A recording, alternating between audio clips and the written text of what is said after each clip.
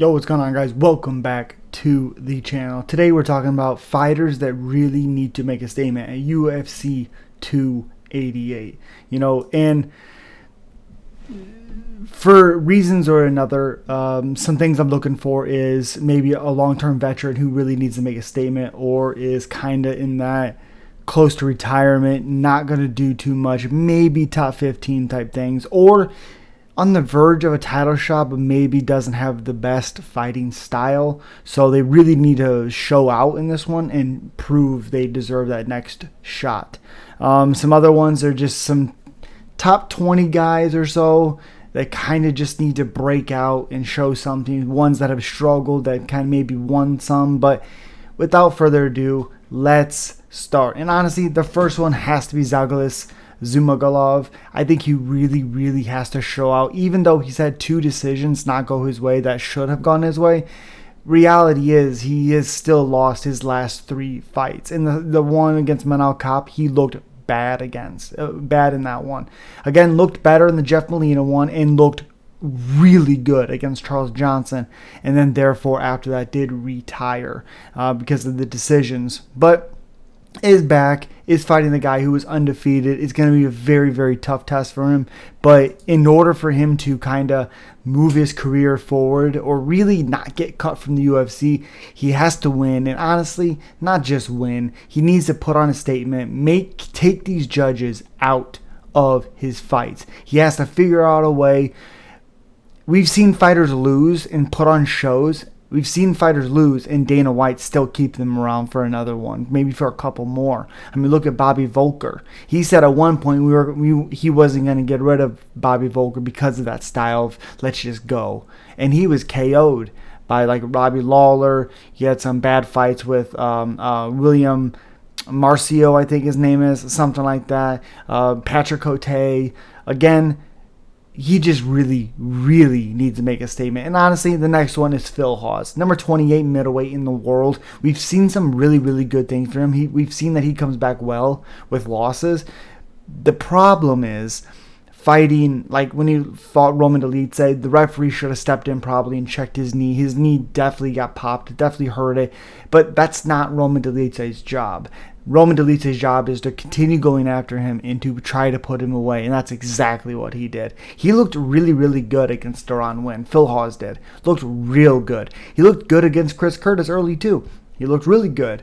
But the matter of the fact is, his chin is a little suspect. His cardio is a little suspect. He has power. He has speed. He has good wrestling. But has he put it all together? Because making a statement and winning this fight against the guy who showed good takedown defense against Khamzat Chimaev, but was ultimately finished by Chimaev, these both are looking to make a statement, but for other reasons. If Phil Hawes goes out there and finishes Aliskerov, I mean, it shoots him close to top 15 fights. So it would be a huge victory for him, and he is definitely has to be on this list. Another one is Joseph Holmes. Hasn't looked great in the UFC, and honestly, he showed up against Jamie Pickett.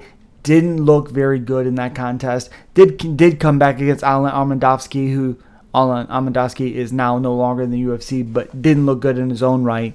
Matter of the fact, though, is Joseph Holmes looked good, did what he had to do, and got him out of there with a rear naked choke. Now, the issue comes is somebody who fights like Joseph Holmes does and talks about his ground game and talks about how confident he is. He goes in and he fights Jung Young Park, who is similar to Joseph Holmes, just shorter, stockier type of fighter, and gets manhandled and gets submitted. I mean, Joseph Holmes has 1, 2, 3, 4, 5 submissions of rear naked choke. So he's not only submitted, but he's submitted with his own move. Now, he has to be on this list because he's 8-3, 73 middleweight in the world, but he's only 27 years old. The issue is he's not terribly exciting. He's good on the ground, and we've only seen that against Alan Armandowski, who was not good in the UFC. So he is absolutely number 3 on this list.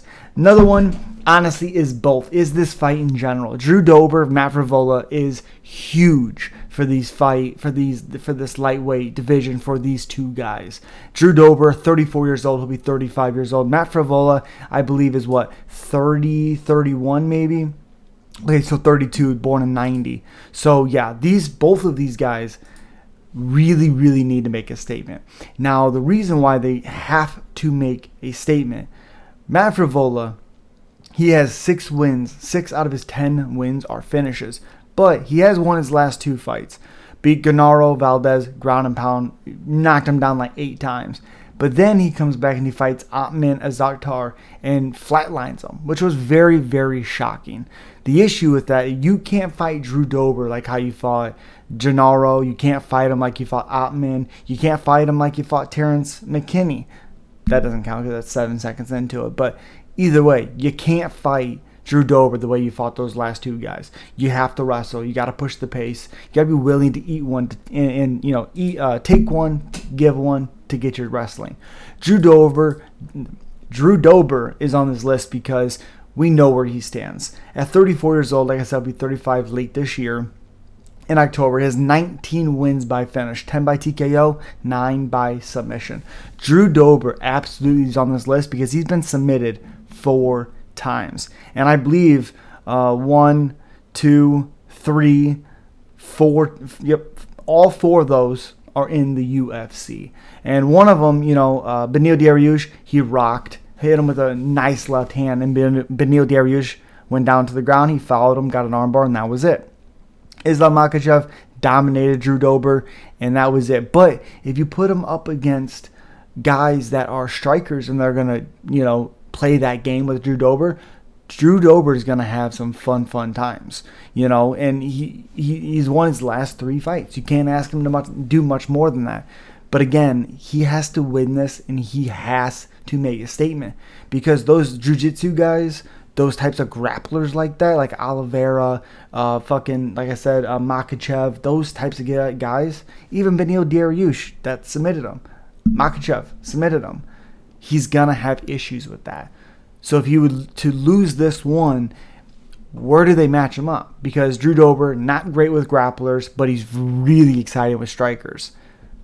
You know what I mean? So, again, Drew Dober and Matt Frevola have to be on this list. Next is Devin Clark. Devin Clark, not good. Came in the UFC actually undefeated, if you can believe it. Was destroyed by Alex Nicholson at the end of the first round. And Alex Nicholson is not good in the UFC. Did pick up 2 wins, then lost to Jan Blachowicz. Didn't look good in that fight. Beat Mike Rodriguez, and then started the fight out very, very well against Alexander Rakic, and then lost that one, was finished. Then got back in the win column against Darko Stasic, however you pronounce that.